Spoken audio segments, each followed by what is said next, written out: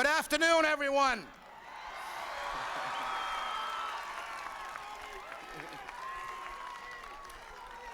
My name is Buddy Cianci, and I'm mayor of the greatest city in America, Providence, Rhode Island.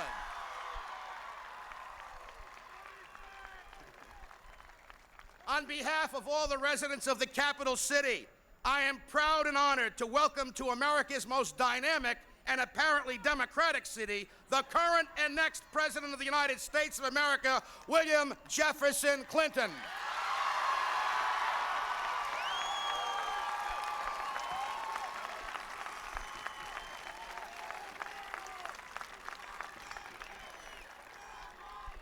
"38 days from now, we will continue to build a bridge to the future, as glorious as the bridges that span the rivers of our Renaissance city.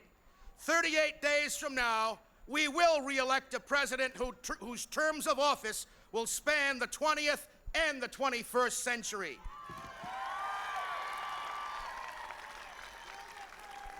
38 days from now, Providence will be in the vanguard of returning to office the leader of the free world, whose vitality, whose vigor, whose ideals, decisions, and policies represent a restoration of economic growth, a renewal of opportunity, and a resurrection of all of the promise and possibility, the power and the glory of the greatest country on earth, America."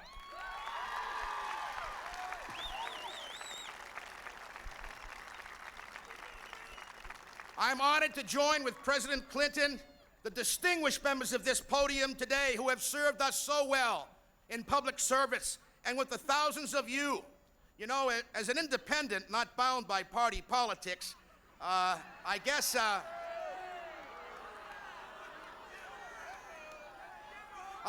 have kind of a license to say that the best person to be president of this United States is Bill Clinton.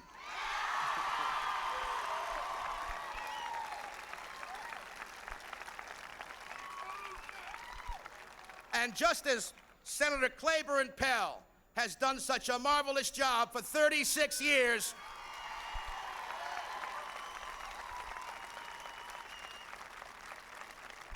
as a champion of civil rights and human rights, and who will remain renowned in American history for his crafting of our nation's most essential educational initiative ever, the Pell Grant. Senator Pell, we're going to miss you a whole lot.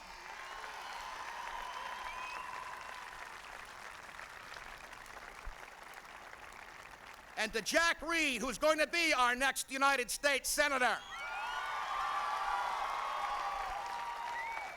who has never forgotten his roots and never forgotten the city of Providence. He, amongst all of us here, and maybe even including the president, is going to have one of the toughest jobs in America, because he's got to fill the shoes of Senator Claiborne Pell. But I know he's up to the job.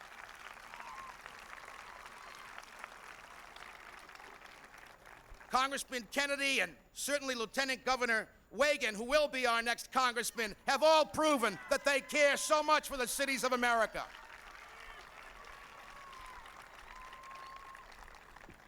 You know, Providence proudly welcomes a man who stands on the pivotal point of America, of the world, to a city that rings out with renewal, and to a city that is really home to a lot of firsts, whether it's a gun court or tax initiatives or whatever. But the job of being a mayor is not magic, even though our city might be. A mayor needs the support of a president, and he has to have a philosophy that deals with what is so important to people who live in cities: safe streets, good education and social services, generous jobs and job training, affordable housing, and a myriad of opportunities need to be developed for cultural and development and also recreation. When we asked for more police on our streets, President Clinton responded, assisting us with more community police officers through the Cops More program. He did that. And when we asked for improvements to our housing stock, for more affordable housing for our low and middle income families, funding for our city's community centers, and for a host of nonprofit agencies, President Clinton saw to it that our community development block grant funding was not cut, as had been threatened by others and by the Republicans.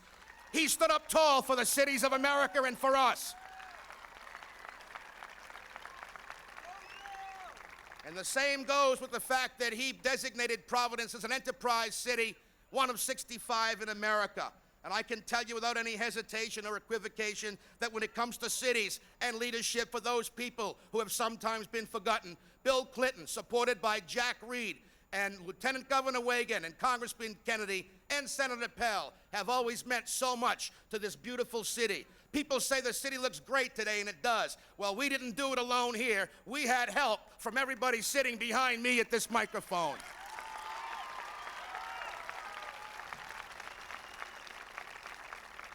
So, Mr. President, 38 days from now, the city of Providence and the state of Rhode Island will give you, percentage-wise, the biggest plurality that any president ever in American history has earned. You have earned it.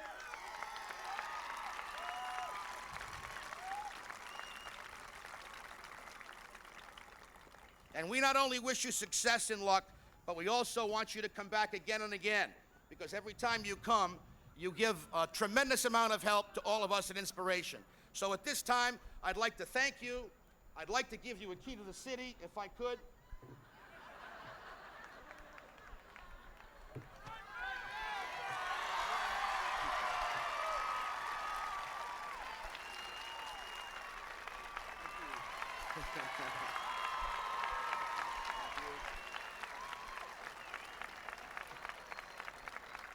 And of course, a flag of the city of Providence that we're all so very proud of.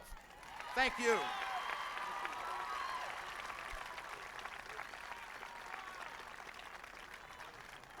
I've already given him a jar of my marinara sauce in Washington.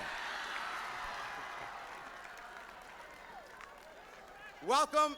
It's a great day for our city, and at this time we're going to hear from a man who has dedicated himself to public service and will do a great job replacing Jack Reed as Jack goes on into the Senate, our Lieutenant Governor and next Congressman, Lieutenant Governor Robert Reagan.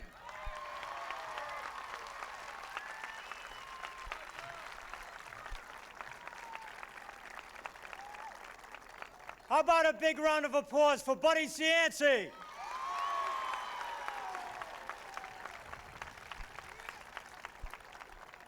I'll be honest with you.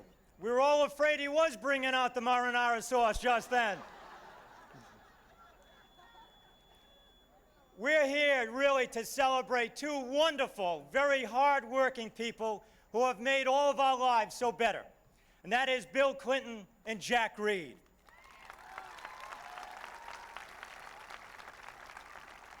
When you take a look at what they have done for us, when you take a look at what they have done for our children, you have taken a look at what they have done for our seniors. In education, making sure that all of our children have good quality education, our youngest and particularly higher education. That's because of Bill Clinton and Jack Reed.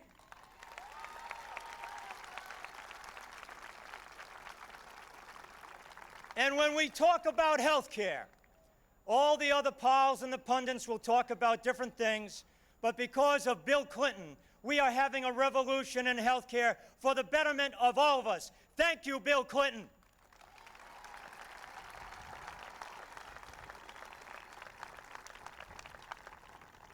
And to us in the Northeast and Rhode Island, jobs and jobs and jobs is so very important.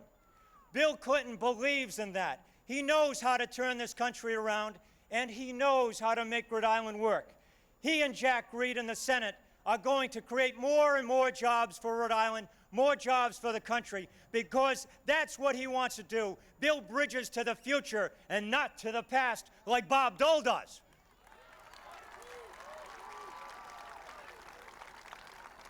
And Patrick Kennedy is right in there with them fighting, but we need your help right now.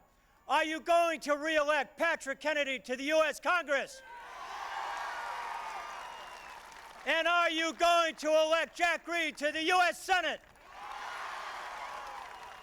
And are you going to give 4 more great years to Bill Clinton?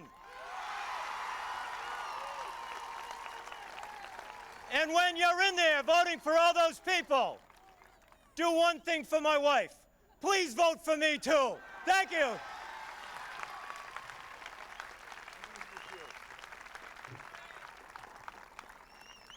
Someone who perhaps needs no introduction, who has been everywhere in the state of Rhode Island doing great work, but particularly in the 1st Congressional District.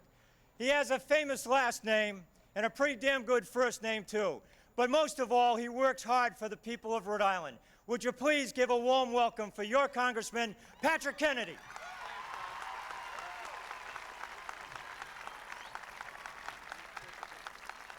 Thanks. Thank you, Bob. And I'd say I think we can all rest assured that you will be our next congressman from the 2nd District. But we're not going to take it for granted. We're going to work to elect you as the next congressman from Jack Reed's district, Bob Wagan. Give them all a round of applause. I'm also proud to be here with my colleagues in state government. Senate Leader Paul Kelly, House Majority Leader George Carullo, and Speaker John Harwood. They are 3 great Democratic leaders for our state who are effectively running the government in this state. A little double entendre there.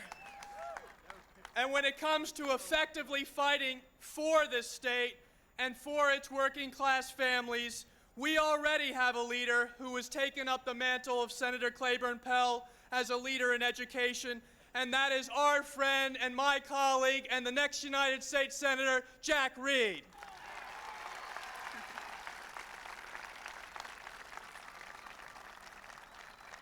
And when Rhode Islanders give Bill Clinton the largest plurality of votes than any other state, and Mr. President, even more than Arkansas, we hope, for that landslide victory that you're going to have in this November, it will be because we know the difference between your predecessor, who claimed that he was the education president, and who you are, and that is, you are the education president. We salute you.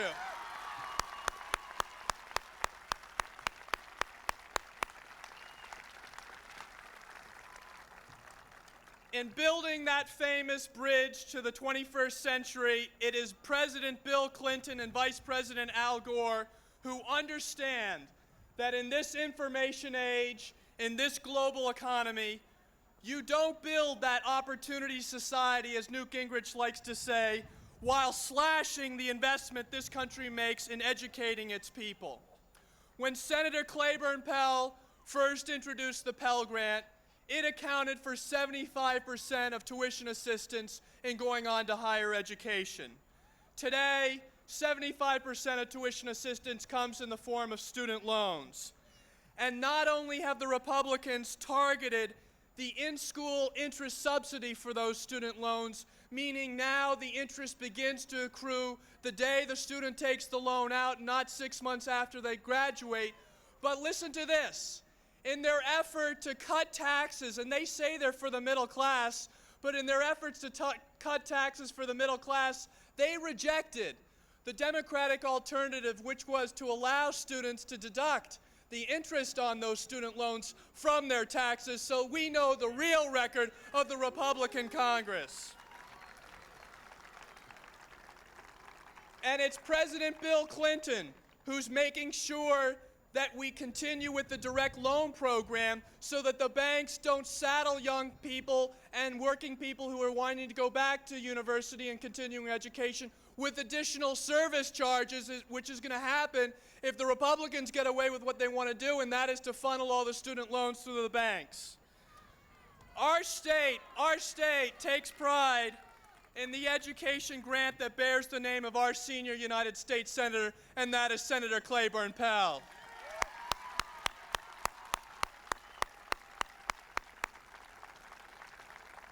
Millions of students across America have been able to fulfill their dreams because of these Pell Grants.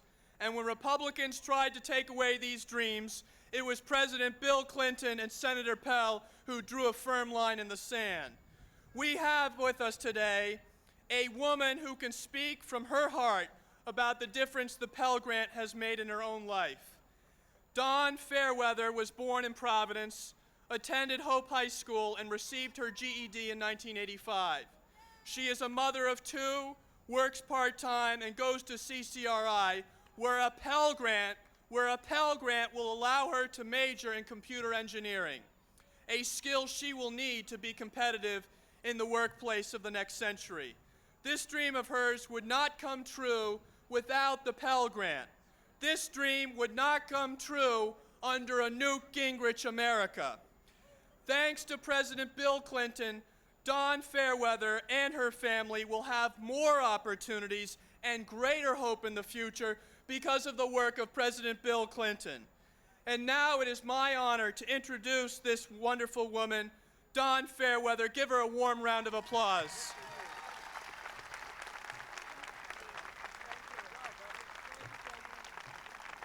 Thank you. Good afternoon, everyone. I would first like to thank President Clinton and all honored guests for this tremendous opportunity. I am greatly honored and privileged to be here with such great individuals.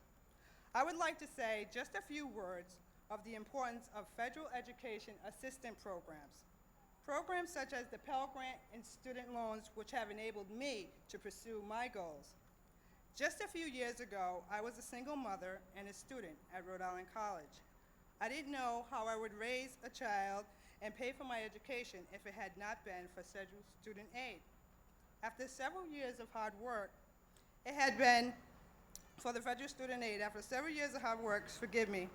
I would soon receive a degree in computer engineering. My degree will give me the opportunity to be successful in the very competitive job market. The federal educational assistance program, like the College Work-Study program, will give me a fair chance to succeed and prosper. In addition to my prospect for the future, I am currently the president of DECR, our national student organization at the Community College of Rhode Island's Providence campus. We need leaders such as President Clinton to keep these programs alive. Education is too vital for our future. We have here in Rhode Island a person who is the greatest defender of educational opportunities in the country. Senator Claiborne Pell doesn't brag about all he has accomplished for students everywhere, but over 35 years of Rhode Island's own Senator Pell has pushed the country forward to a point where everyone, no matter how much money they have, can get a great education. Unfortunately, there are those who want to turn back the clock on everything that Senator Pell has done. They want to make it hard for us to have our dreams come true. They want a college education to be an almost impossible dream. My fellow Rhode Islanders and Mr. President, it is my honor and privilege to introduce the father of Pell Grants, the man who has brought education into the lives of millions of Americans, a man who we all know and respect, a man who we will miss. Please help me welcome Senator Claiborne Pell.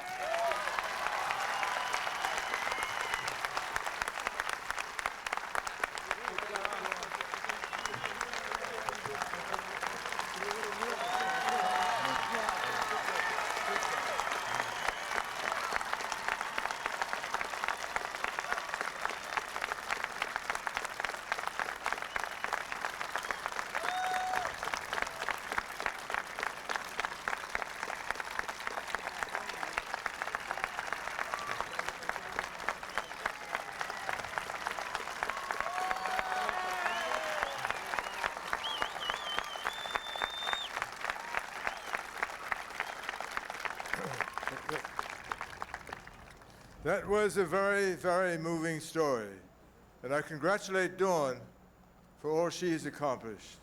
I'm delighted that the Pell Grant program helped her, and there's no greater satisfaction to public service than translating ideas into events and helping people, and that's just what the Pell Grants do. And Mr. President, we welcome you to Rhode Island.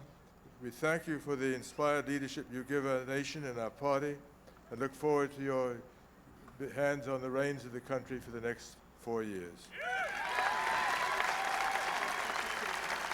Okay.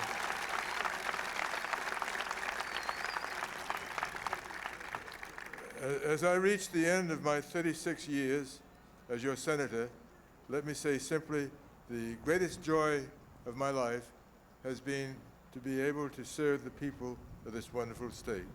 And I thank you for placing your trust in me for such a long time. I'm probably getting out just at the right moment. But it's easier to leave the Senate knowing that Jack Reed is there to succeed me.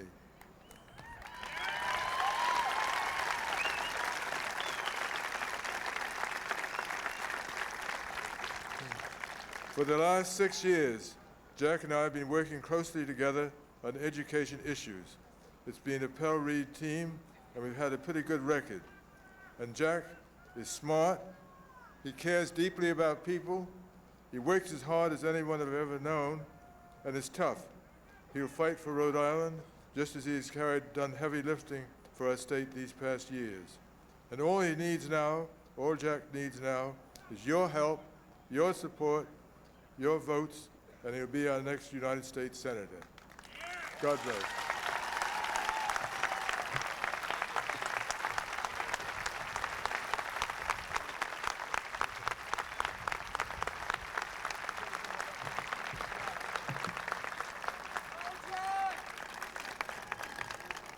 Thank you, Senator Pell.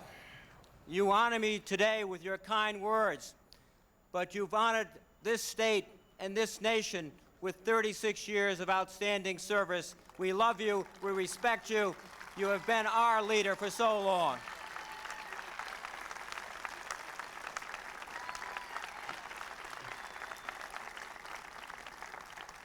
Mr. President, in Rhode Island, we have a term for selfless service to the public and unquestioned integrity, and that term simply is Claiborne Pell.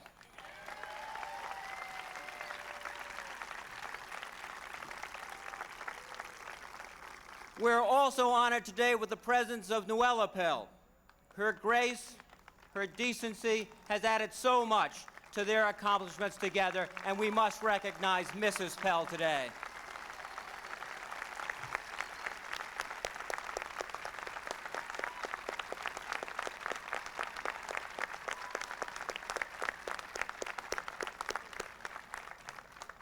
Mr. President, welcome. It is fitting that we are in Station Park. This is Rhode Island's stop on the train to the future, which you're conducting so magnificently.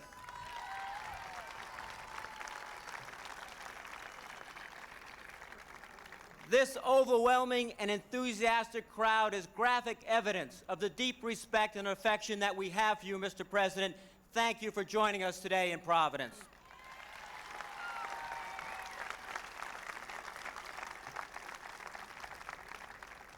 It is indeed fitting that we are sharing this podium with Senator Pell.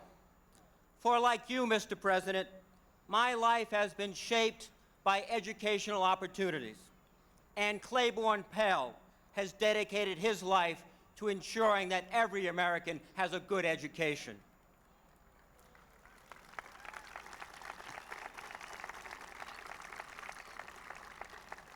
Like you, Mr. President, I came from a working family, the son of a custodian from Cranston.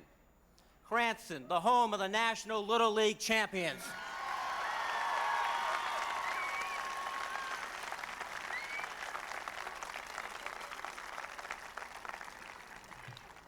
By the way, Mr. President, I almost qualified for the team. I made the height test, but I was a couple of months too old. Even though I grew up in modest circumstances in Cranston, I was fortunate. I had the opportunity to go to West Point, to the Kennedy School at Harvard, and to Harvard Law School. As president, you have recognized and fought for education for all of our citizens. Your leadership prompted the Congress to pass Goals 2000, a federal catalyst for local reform of elementary and secondary education, with real standards and tough accountability for our schools so that every student succeeds.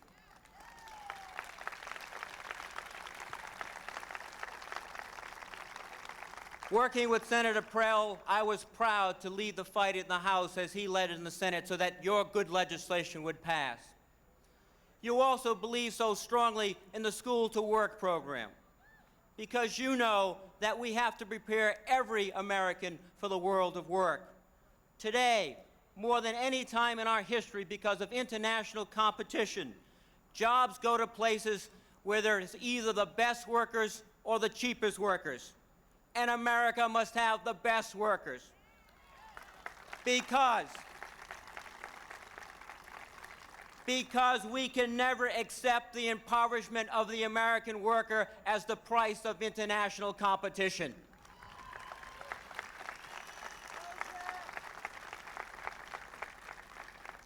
You have led the fight to make college more affordable through your direct loan program. And today, I proudly join you in supporting your proposal to ensure that tax deductions are available for interest on student loans and tax credits are available for post-secondary education in America.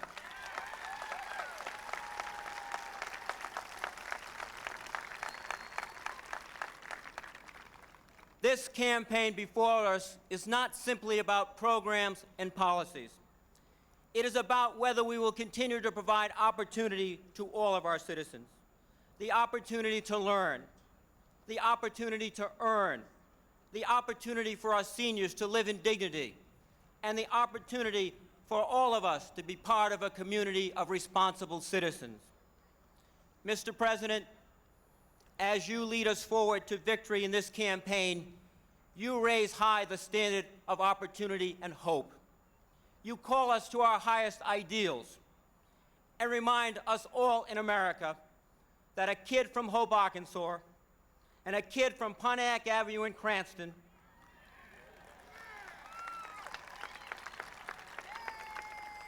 can dream great dreams and see those dreams become the deeds of good, effective government to help our people and to ensure the success of the next generation of Americans.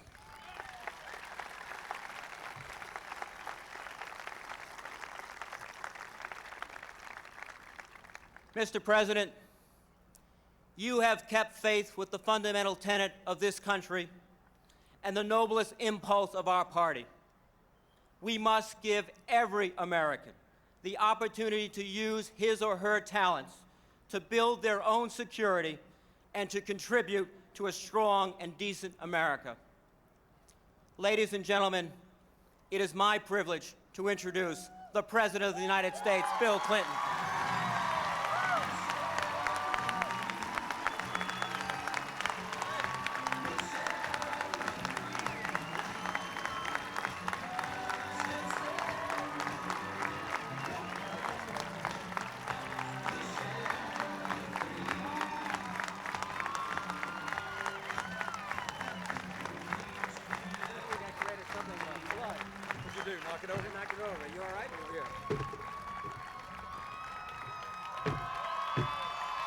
Thank you. Good morning, Rhode Island.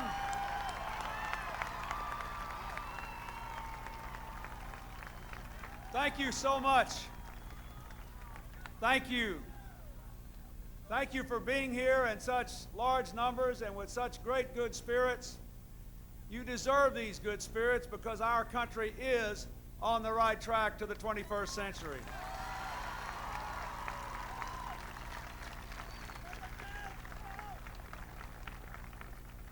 Mayor Cianci, thank you for that wonderful welcome and for your exuberant leadership. Under that leadership, as I saw when I drove into town today, Providence has become, once again, not only a truly historic city, but a wonderfully beautiful one. It's an honor for me to be here in this great place.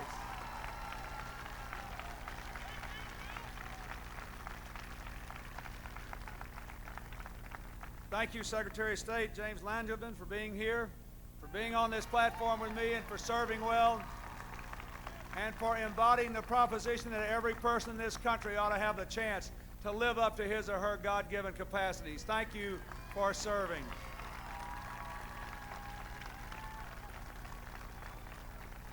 I want to thank the legislative leaders, Governor Sondland, the other distinguished citizens of Rhode Island who are here. I want to say a special word of thanks to the people who provided our music, the Cranston High School West Marching Band, the Westerly High School Jazz Band, and the Holy Cross Cathedral Church Gospel Choir. Thank you.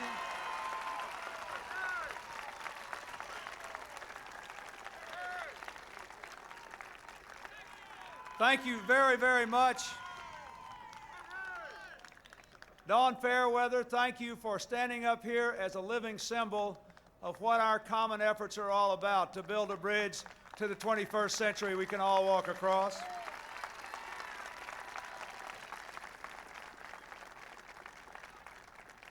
Thank you, Lieutenant Governor Bob Wagan, for running for Congress. We'll sure need you there, as you saw over the last 2 years. And thank you, Patrick Kennedy, for serving with such energy and determination. You know, I thought I had energy until I met Patrick Kennedy. I don't know if he ever sleeps, but he certainly never stops working for the people of Rhode Island, and I thank him for what he has done.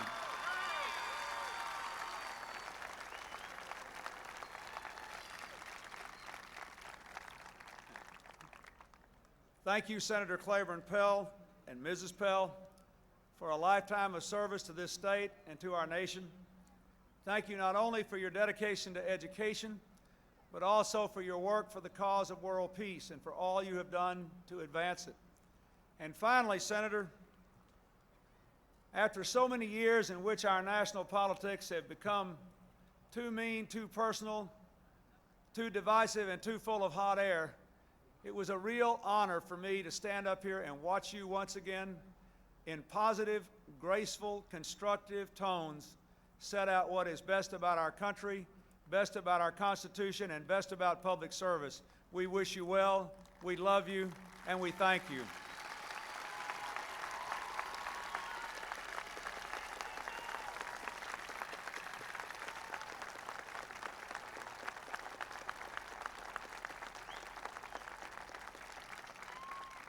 And thank you, Jack Reed, also for a lifetime of service, beginning with your career at West Point, culminating now in your soon-to-be ascendance to the United States Senate, for representing the American dream. It's alive and well, and unlike some, you want it to be alive and well for everyone else as well, and we thank you for that.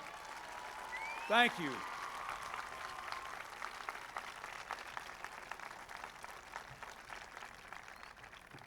Ladies and gentlemen, I am especially glad to be here in Rhode Island today and with Senator Pell to bring you some exciting news that occurred late last night. Last night, we reached a broad bipartisan agreement on the budget for the government next year. It is good for America because it continues to move us toward a balanced budget while protecting, not violating, our values. It is especially exciting for me because the budget adopts my program to continue our advances in education. And it is a fitting tribute to Senator Claiborne Pell's last session of Congress because, and I don't think he knows this yet, the budget we agreed to last night contains the biggest increase in Pell Grant scholarships in 20 years.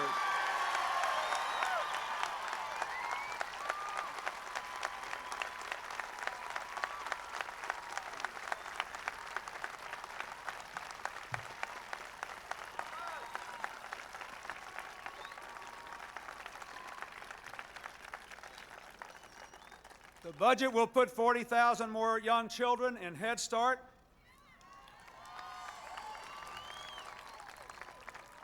The budget fully funds our commitment to the Technological Literacy Initiative, which will connect every classroom in every school in America to the information superhighway by the year 2000.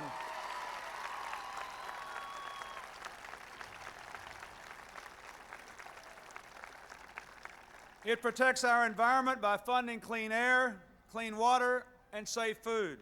It recognizes that we are both a nation of immigrants and a nation of laws.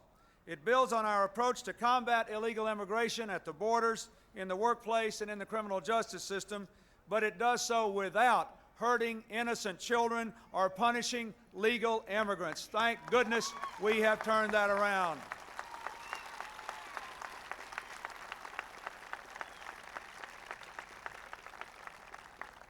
It restores the anti-drug funding I asked Congress to pass, including full funding of the Safe and Drug-Free Schools program to give our children something to say yes to early in life so they don't get in trouble in the first place. I hope we have ended the ill-advised attempt to move away from that. Safe and drug-free schools, the DARE program, people going into our schools, working with our kids, that's the way to go, and I'm proud that the Congress agreed last night.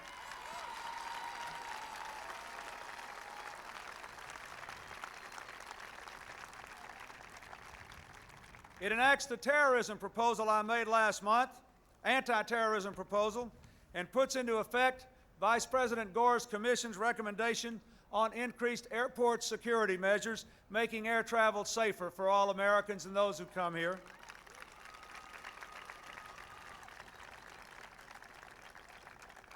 It ends, and I hope for good, the attempts of Congress to stop our commitment to putting 100,000 more police officers on our streets. It continues the program until we finish the job of putting those 100,000 police out and making all of the streets of America safer for our children and their families to walk.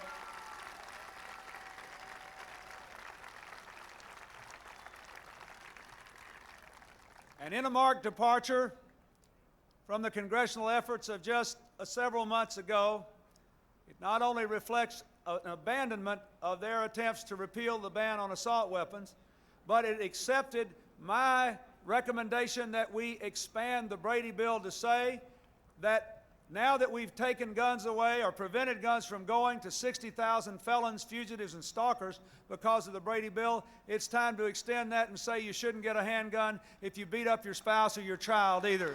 Thank you, thank you, thank you.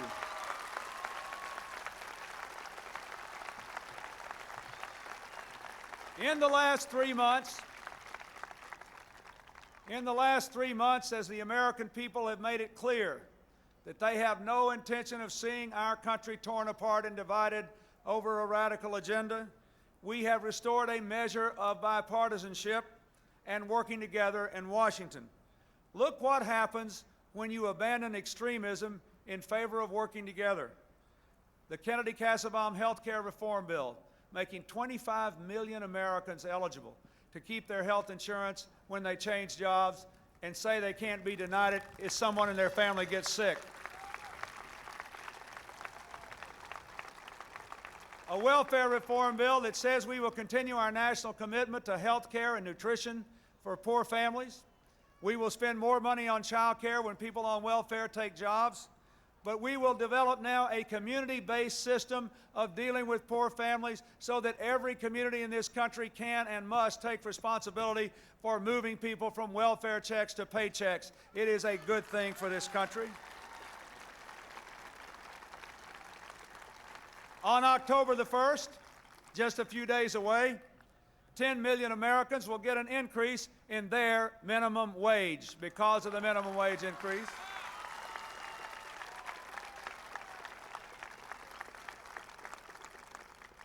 And we have made every small business in the country eligible for a greater tax cut if they spend more money in their business. And in the same legislation, we made it easier for people in small businesses to take out pensions for themselves and their employees, and for the employees of small businesses to take those pensions with them when they go from job to job. And in the same piece of legislation, there is a $5,000 tax credit for people who adopt children. There are so many children out there that need a home. I hope this will help them to find it.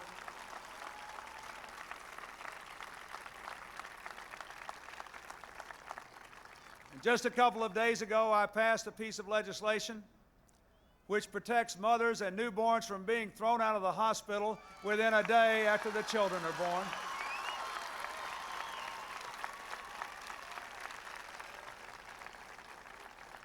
Ladies and gentlemen, the budget agreement we reached last night, make no mistake about it. Yes, it reflects my priorities, but it was reached because it reflects your priorities, and you have been speaking loud and clear about what kind of America you want to go into the 21st century. It's a victory for your values. It's a victory for our country. Thank you so much for making yourselves heard.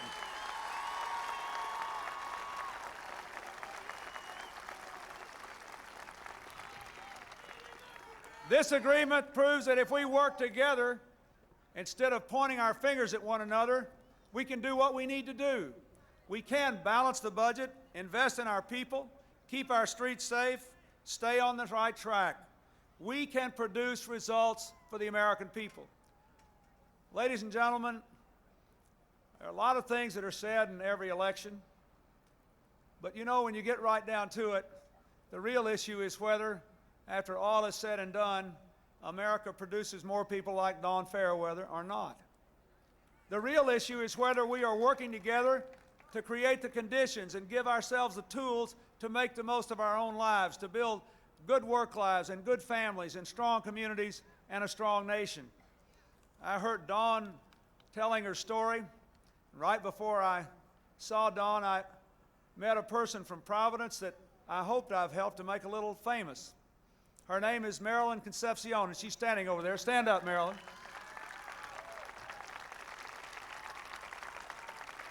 I saw Marilyn spoke at the Democratic Convention to tell her story, but I hope I've helped to make her a little famous. I'm going to do this because I saw Senator Dole doing this the other day. I think it's all right. I wrote a book about what I thought was at stake in this country, in this election, and going to the 21st century, called Between Hope and History. And I started the section on opportunity with Marilyn's story from Providence, Rhode Island. Hey,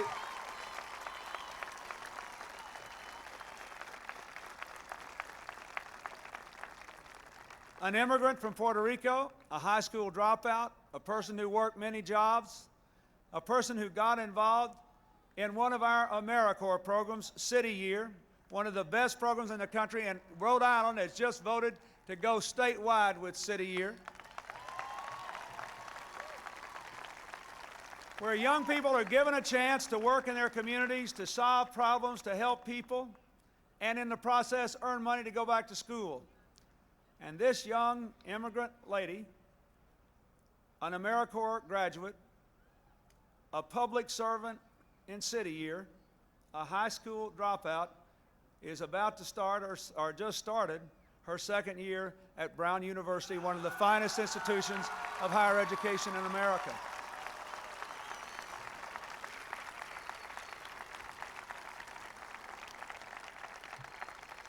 I believe we did the right thing to resist those efforts to cut the Pell Grant program and instead expanded it. That means more Dawn Fairweathers. And I believe we did the right thing to start AmeriCorps and then to stop them from doing away with it. It means more Marilyn Concepcions. That's what this election is all about. That's what this country is all about. That's what our future is all about.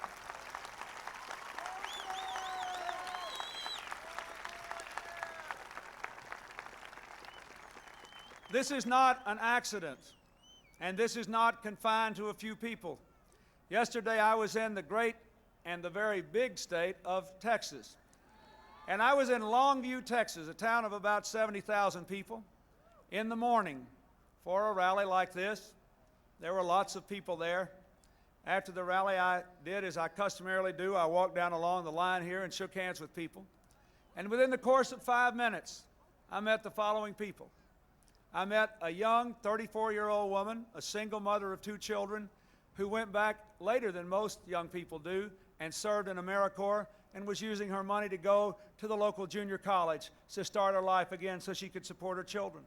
And then I met a woman who was very emotional, who said to me, "Mr. President, I'm so grateful that the family leave law was passed because my husband had cancer, and I could spend some time with my husband and not lose my job. I think America is better because of that. I think we were right to pass the family leave law, and those who opposed it were not." And then I met a man in a camouflage jacket, a military jacket, who was there with his wife and his daughter in a wheelchair, who served our country with honor in Vietnam, who was exposed to Agent Orange, and as has happened too many times, his child had spina bifida, and she had had 12 operations. And in that bill which ended drive-by pregnancies, we also said at long last and too late, we're finally going to give some help to those people. They're qualifying for disability. They're qualifying for medical support. Their sacrifice should not be visited on their children, and if it is, we'll do our best to make it right. That's what this country is all about. That's what this country is all about, and that's what this choice is all about. We have to decide some big questions. We all know how much the world is changing. Think how much the way we work and live and relate to each other and the rest of the world has changed in the last few years, and think how much it will change in the future. We know that it's going to change. The young people in this audience today, they'll be doing jobs, many of them that haven't even been invented yet. Some of them will be doing work that has not been imagined yet. Yesterday, I had the great honor of welcoming home to Houston to the space program there, the Johnson Space Center, Shannon Lucid, after her long, miraculous stay in space.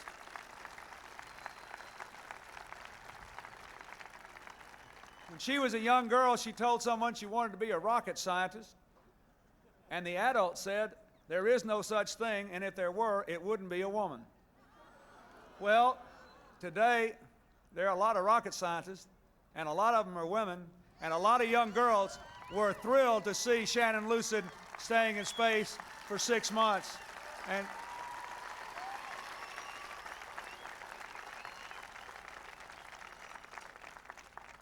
And I can tell you that every time we go into space, we gain new knowledge that helps us here at home in preserving the environment and advancing the frontiers of medical science. Every time we do that, we push back the frontiers of human knowledge and create new opportunities for our people to make a living in ways that make the most of their God-given capacities. So I say, I think we were right. President Kennedy was right to support the space program, and those who opposed it then were not right. I'm glad President Kennedy did that, and I'm proud to still be supporting the frontiers of America's exploration at home and in the heavens.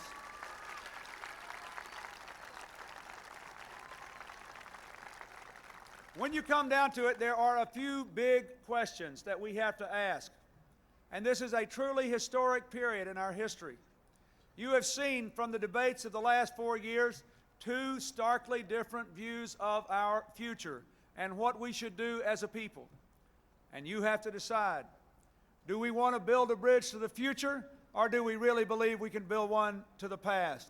I believe we have to build a bridge to the future. It is America's historic mission to always go into the future. Do we believe? Do we really believe that our money is wasted when we give a small portion of it to give Dawn Fairweather a chance to get an education, or Marilyn Concepcion a chance to work in City Year? Is our money wasted if we give a small portion of it to the Pell Grants, to the Head Starts, to the preservation of our shared environment? Do we really believe you'd be better off if you were on your own? Or don't you think the First Lady's right? It does take a village to raise a child and to build a country.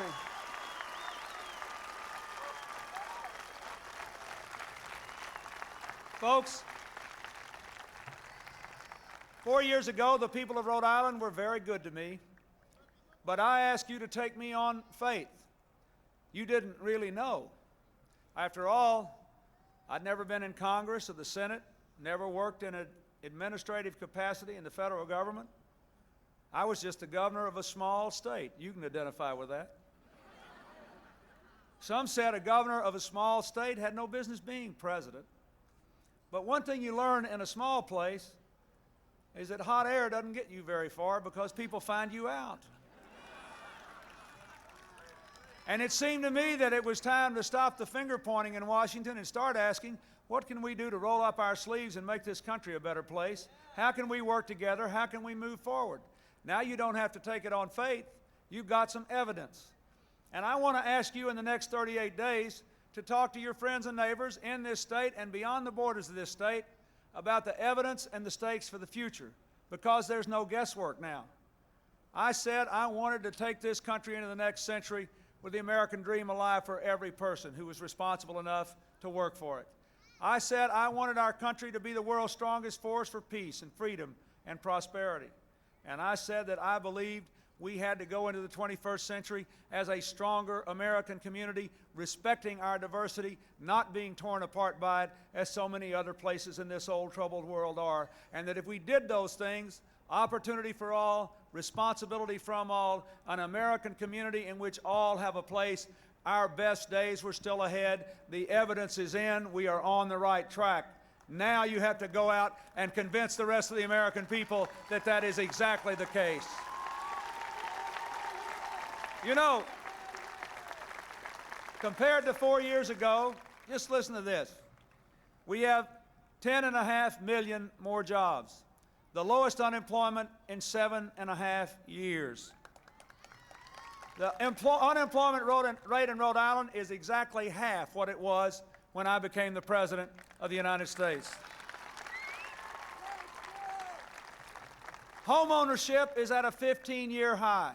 The deficit has been cut by 60% and has gone down 4 years in a row for the first time since before the Civil War in the 1840s. We are moving in the right direction. A couple of days ago, we got some news that really warmed the hearts of those of us who belong to our political party, because it showed that our prosperity, after 20 years of stagnant wages and 20 years of increasing inequality in our country among hardworking people, that things are starting to change. Last year, after inflation, the typical family's income went up by $900, the biggest increase in a decade. Last year, we had the biggest drop in child poverty in 20 years. Last year, we had the biggest drop in the number of poor people in 27 years, and we had the biggest decrease in the inequality of incomes of working families in 27 years. We are on the right track to the 21st century.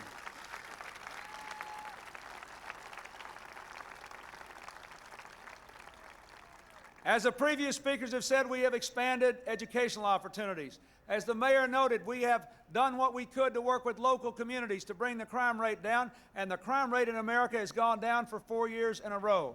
There are almost 2 million fewer people on welfare.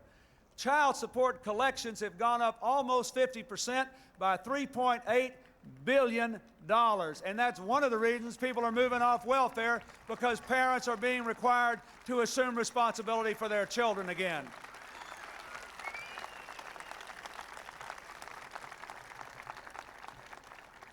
The Family and Medical Leave Act not only helped that lady in Longview, Texas, who talked to me yesterday. 12 million times American families have been able to take a little time off from work when a baby was born or a child or a parent was sick without losing their jobs, and it's been good for our economy. I'd like to see it expanded so that families can take some time off to go to regular parent-teacher conferences and regular doctor's appointments with their children or their parents. I want to see a country where people can succeed at home and at work. One of the biggest challenges facing us today is that the American people are working harder than ever before, and almost every parent of any income group can cite a few examples in life when they were afraid that the demands of their work took away from the responsibilities of their parenthood. There is no more important job than raising our children. We have to keep a strong economy. That's what things like the Family and Medical Leave Act are for. We have a more productive economy when people are not worried sick about their children while they're at work. That is the kind of America I am trying to build.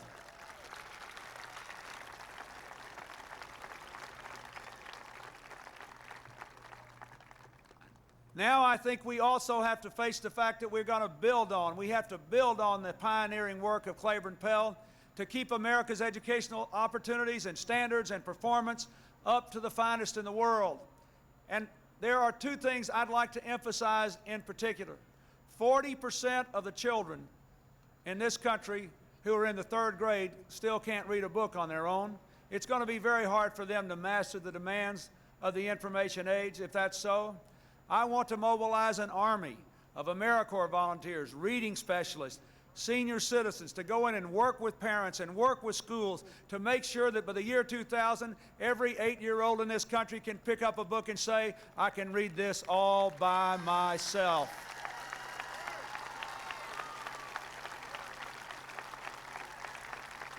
When we finish the work of hooking up all of our classrooms to the information superhighway, for those of you who aren't computer geniuses like our children are, but I'm not, let me explain in plain language what that means. It means not only computers and educational materials in the computers and teachers trained to work so that they're not letting the kids get ahead of them on the computers. It means something else. When you hook all these computers into the internet, into the World Wide Web, into these other information networks, what that means is that for the first time in the entire history of the United States, the children in the poorest inner city schools, the children in the most remote rural schools will have access to the same information at the same level of quality in the same time as the children in the wealthiest and best public and private schools in the United States. It has never happened before. We can do it now, and we must do it now. And I want, finally, to make sure that we have literally opened the doors of college education to every person in this America who's willing to work for that without regard to their income. And I have 3 specific proposals to add to what we're doing. Number 1, I think more Americans should be able to save in an IRA but withdraw from that retirement account without tax consequences if they're going to pay for a college education, a health care emergency, buying a home. Number 2, I believe that we should give people like Dawn literally the cost of at least a community college education so that we can say for the year 2000 we have made 2 years of education after high school just as universal as a high school diploma is today. And it will be easy to do. It will be easy to do. I propose a tax credit which would let people take from their income taxes, dollar for dollar, the cost of the typical community college tuition in America. It will be a wonderful thing. We can overnight say the community college system is accessible to all of you, and it will pay us back, and we can pay for it. And finally, I think we ought to make up to $10,000 a year of college tuition deductible for any kind of higher education. 4-year colleges, medical school, veterinary school, you name it.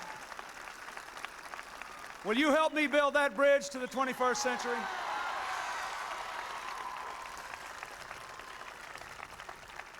We need to build a bridge to the 21st century that continues our work to prove that we can clean up our environment and grow our economy. There are still some people who don't believe that. But let me tell you, there are still 10 million children growing up within 4 miles of toxic waste dumps. If you'll give us 4 more years, we'll clean up the 500 worst dumps so that we can say our children, they're growing up next to parks, not poison. Will you help me build that bridge to the 21st century?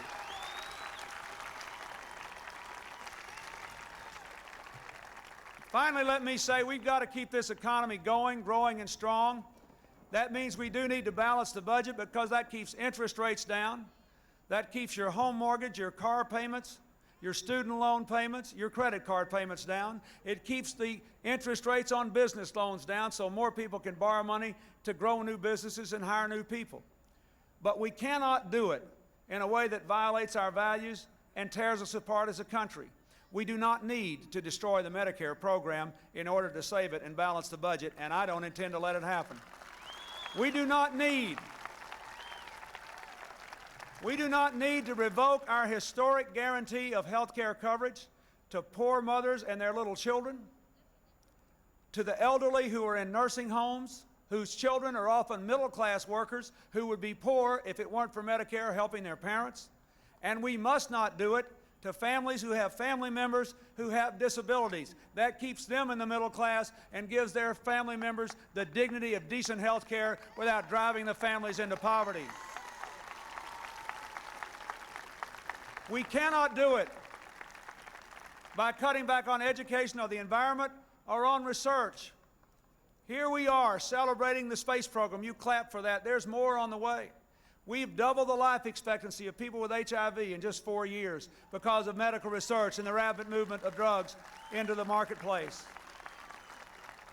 Many of you were very moved by Christopher Reeve's speech at the Democratic Convention, calling for more research, dealing with spinal cord injuries and other medical problems. Let me tell you, just a few days before he gave that speech, for the first time ever, a laboratory animal with a completely severed spine showed movement in its lower limbs because of nerve transplants into that spine. No telling what we can do if we keep pushing back the frontiers of knowledge. We cannot walk away from the future. So there it is. You have the evidence. You have 4 years of proof that we're on the right track. That saying we're building a bridge to the future, saying it takes a village, saying that community and opportunity and responsibility are the right way to go. You have a world of evidence around the world where countries are being torn apart when they don't get along with each other, when they discriminate against people based on their race, or their gender, or their ethnicity, or their tribal group, or their religious convictions. This country is in the best shape of any nation in the world to go into that next century, and our best days are still ahead if we vote on November the 5th to build a bridge to the 21st century. Thank you, and God bless you all.